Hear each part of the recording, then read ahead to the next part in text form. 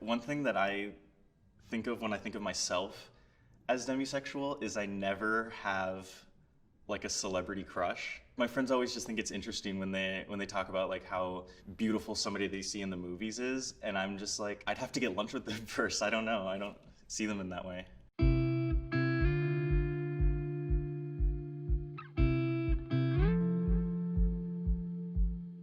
My name is Mercy and I identify as demisexual. My name's Jesse and I identify as demisexual. I'm Kara and I identify as a demisexual. My name is Jake and I identify as demisexual. You put connection first because that's more interesting to me than just casual sex. Someone who's only sexually attracted to people that they're also emotionally attracted to. Demisexual is someone who feels sexual attraction after an emotional connection has been formed. Just being free and being open and loving love, your beings somehow gravitate toward each other. It's like a gravitational pull as opposed to just being attracted to the outer body of someone.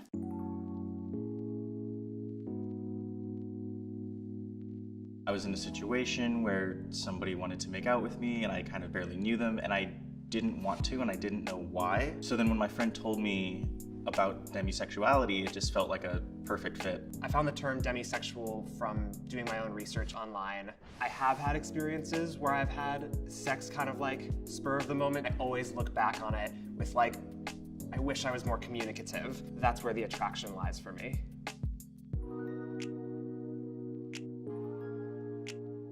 I think a lot of people can take it like personally if you don't like see them as hot or sexy right away. It doesn't have anything to do with them, but it's just like how I feel it. There's like a switch moment where I'm like looking at somebody and they've just like said something that I really resonate with. Now I see like how like attractive your face is. When I get to know somebody, they always want to run to sex first. If I say no or if I say certain things that isn't adhering to what they want to hear right now, then they just go away. But I'm starting to understand and really grasp the idea of if someone doesn't want you for you and want to get to know you before getting into a sexual encounter, that's not your fault. I found that I was taking on other people's negative reactions as a personal affront, and over time I'm like, this person obviously isn't meant for you. Like, this is great. It's so much easier to just be like, next. I've only told my close friends because there is that fear of being seen as a less attractive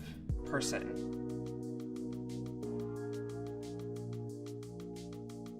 With each conversation, with each interaction, you get to understand a bit more of who you are and who you're becoming. You don't have to give so much of yourself to someone so early. Now I'm slowly starting to learn what makes me happy. The difficulties I've had with adopting this identity are nothing compared to the benefits of being able to move on more quickly, of being in my power about my desire. Maybe this is just me personally, but I feel empowered claiming this identity.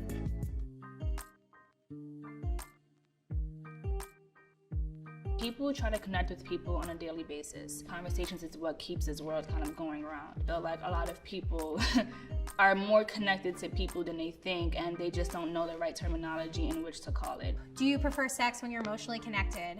And I would say that most people, 9 times out of 10, would say, yeah, I do. Like, you can go deeper, you can be more vulnerable, you can be more exploratory in a way that feels really safe. I think that in today's society, a lot more people identify with certain characteristics of demisexual than they may realize. It's obviously a huge gray area. Just me identifying as like a few of them was enough for me to feel confident saying that this is kind of a part of who I am now. I personally haven't heard it too much in like pop culture and social media. The understanding people are having now about the spectrums of sexual attraction and romantic attraction will open up more people to feel they fall somewhere on the like gray sexual scale.